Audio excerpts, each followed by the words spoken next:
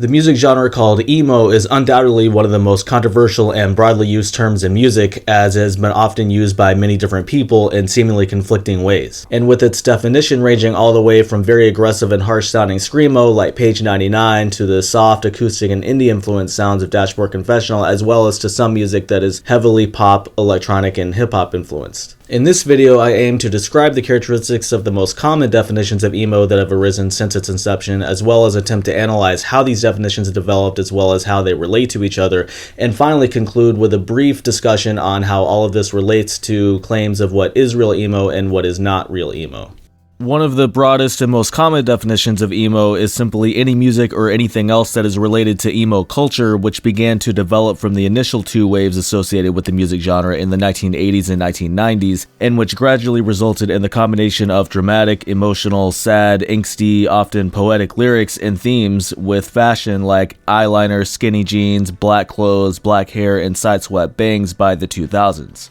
And in stark contrast, some people who are represented well by a particular copy pasta that is popular online define emo solely by the original meaning of the term, which is rooted in hardcore punk. Initially, emo was a shortened form of the term emotional hardcore, which was used to describe certain post-hardcore bands beginning with Rites of Spring from the mid-1980s, who were from the Washington, D.C. hardcore punk scene but wrote introspective and emotional lyrics that were uncharacteristic of hardcore punk, and arose as part of a movement to experiment and innovate on what was perceived to be a creatively stagnant hardcore punk scene. Additionally, some people think of emo musically as being indie rock, math rock, and alternative rock influence with clean guitar arpeggios, expressive singing, and soft loud dynamics, which is a definition that emerged from a second wave of bands in the 1990s like Sunny Day Real Estate, American Football, and The Promise Ring, who were connected to the hardcore punk scene but deviated somewhat or entirely from the aggression of hardcore punk to develop a different, softer take on emo, often referred to as Midwest emo, as many bands were based in the Midwestern US,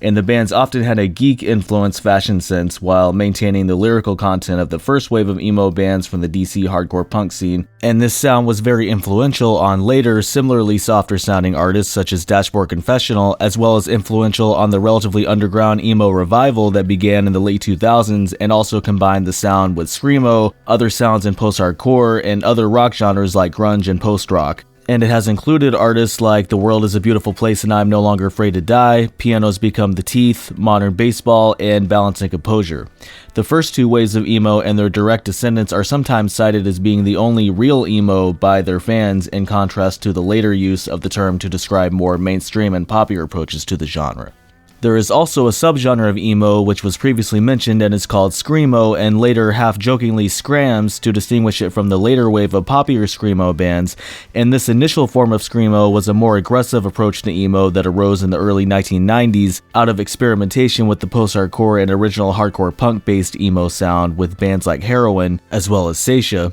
in contrast to the softer experimentation of Midwest emo bands around the same time, culminating in harsh screaming and noisy walls of sound in the form of emo violence, which includes bands like Page 99 and Orchid. Around the early 2000s, another related definition of emo, as mentioned, which was also called screamo and sometimes more specifically Pop-screamo or mall emo, included bands who combined popular elements to varying degrees with elements of 1990s emo, screamed vocals, and characteristics of post-hardcore, and who had more mainstream success like Hawthorne Heights, Alexis on Fire, and Thursday, and this definition was soon further broadened to include a wide range of post-hardcore and metalcore bands with little or no connection to the original emo sound, and even further expanding it to any music with any kind of screaming. Yet another common understanding of emo refers to bands with a comparatively much poppier and more accessible version of emo, also described as emo pop, which goes as far back as the early 1990s with influential pop-punk influenced bands like Jawbreaker, and was fully developed by the late 1990s with bands like Jimmy Eat World and the Get Up Kids,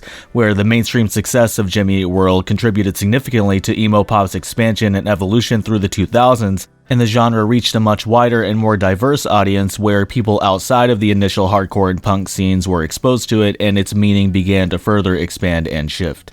Their success and the success of Warped Tour, which featured a combination of bands from both the pop-punk and emo scenes among other styles as well, like punk rock, ska punk, hardcore punk, and post-hardcore, where the scenes became increasingly intertwined around this time due to this, and also to the styles becoming mainstream around the same time, as well as the somewhat similar musical and cultural characteristics of the two genres, and appealing disproportionately to angsty teens and to sad boys like me, all contributed to the styles having overlapping fans and bands in each scene who took influence from each other, like for example Taking Back Sunday and Brand New, among many others, to the point where it is not uncommon for pop punk and emo to be thought of as being the same style, or alternatively as two ends on a spectrum. As a result, emo increasingly was used to refer to bands who arguably were primarily pop-punk influenced, while scene subculture, which was developing around the early to mid-2000s, and which was perhaps brought on by the increase in popularity of styles such as pop-punk, emo, and metalcore and their association with each other through tours like Warped Tour, and which took from a variety of subcultures but was primarily associated with and aligned with the emo subculture,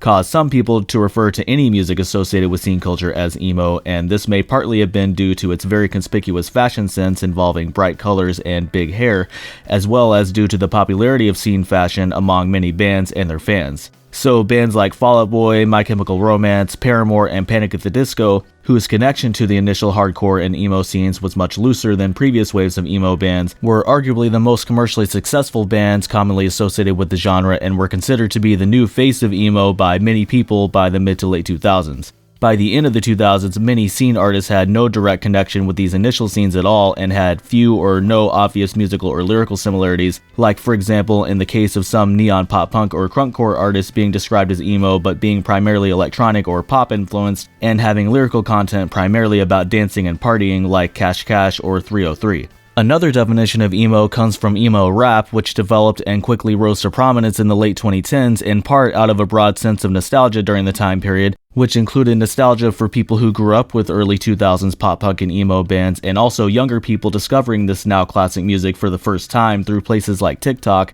and combining it with the very mainstream and dominant hip-hop genre and trap beats, with some artists influenced primarily by the culture and lyrics of past emo artists rather than the instrumental aspects of the genre, like Lil Uzi Vert and Juice WRLD, and with other artists also taking clearer sonic influences from these earlier emo bands such as Nothing Nowhere. The aesthetic similarities between emo culture and some other forms of counterculture like goth culture has also caused some people to associate them together and refer to them and the music associated with the culture as emo as well, or vice versa, which was very effectively parodied in a South Park episode. And the broad popularity and awareness of emo culture, especially since the 2000s when it became mainstream, has resulted in looser and looser definitions of emo to the point where any music that is vaguely sad or overly emotional has been sometimes associated with the style, like for example sad country music being referred to as farm emo, and more broadly the term is also used frequently outside of a musical context to describe any behavior, trait, or characteristic that may be associated emotionally or aesthetically with emo culture.